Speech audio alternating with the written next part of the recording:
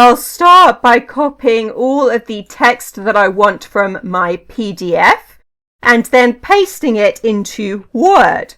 It splits the text across multiple lines, which I do not want. If I click on this symbol up here to show all of the formatting symbols, we can see that there's a paragraph mark at the end of every line. In order to remove these, I'm going to go to Editing and Replace, and then More and Special, and then select the paragraph mark. This puts in a caret symbol followed by a P, which of course stands for paragraph. Then in the Replace With box, I'll type in a space.